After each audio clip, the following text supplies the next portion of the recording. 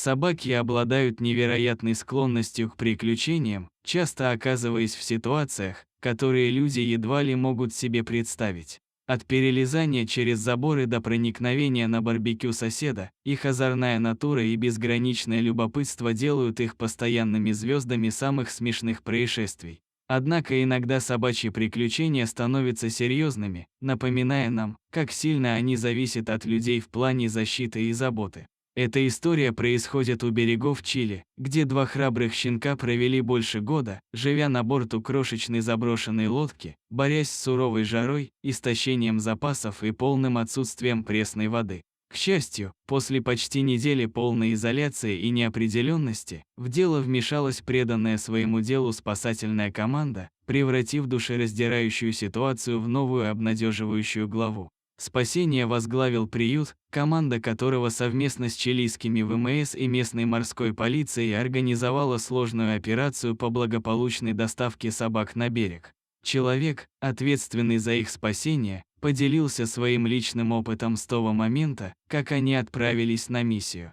Я сказал им, что пойду за ними в тот же день, когда приду в док, что я сверну горы, и я сделал это с решимостью и настроем. Не боясь успеха и с помощью капрала, они ждали меня там, счастливые от желания сойти с этой лодки. Я чувствую себя счастливым, потому что я сделал все, чтобы вытащить этих собак оттуда, и потому что сегодня ночью я буду спать спокойнее, и они тоже. Лодка была небольшой, менее 12 метров, и обеспечивала минимальное укрытие от сильной жары и суровых условий. Почти неделю до своего спасения собаки были лишены еды и пресной воды. Их емкость для воды была покрыта водорослями, что подчеркивало серьезность их отказа. Операция не была лишена рисков, так как навигация по местности представляла собой серьезные проблемы. Это была сложная спасательная операция, потому что на дне моря было много сетки, и мы могли сесть на мель, повредив двигатель, но мы все равно это сделали.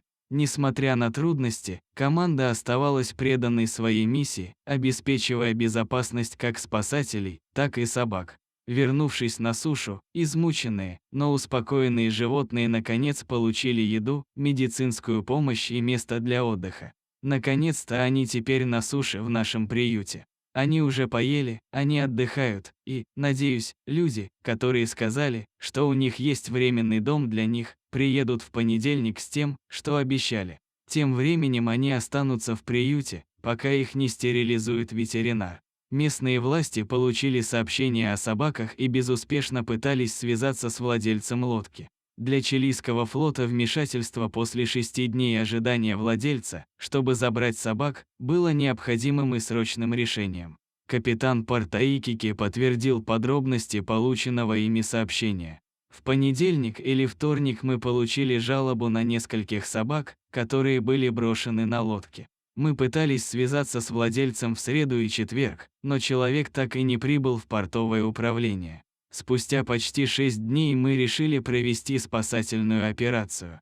Поскольку лодка находилась далеко от берега, ВМС пришлось использовать судно, чтобы приблизиться и забрать их. Спасатели столкнулись со сложными условиями, включая подводные сети, которые могли повредить двигатель их лодки. Удивительно, но владелец лодки в конце концов объявился, но не без последствий. После того, как мы спасли щенков, владелец отправился в портовое управление, где он действительно зарегистрировал 2 животных.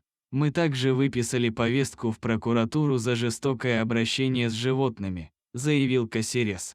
Несмотря на эти трудности, собак удалось успешно спасти и благополучно доставить на сушу. По прибытии собакам сразу же оказали медицинскую помощь, предоставили еду, воду и безопасное место для отдыха. Одна из спасенных собак оказалась беременной, что сделало их своевременное спасение еще более важным.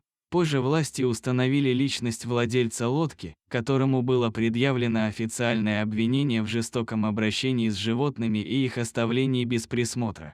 По последним данным, обе собаки остаются на попечении фонда, ожидая окончательного решения относительно их постоянного дома и, надеемся, будут жить вместе.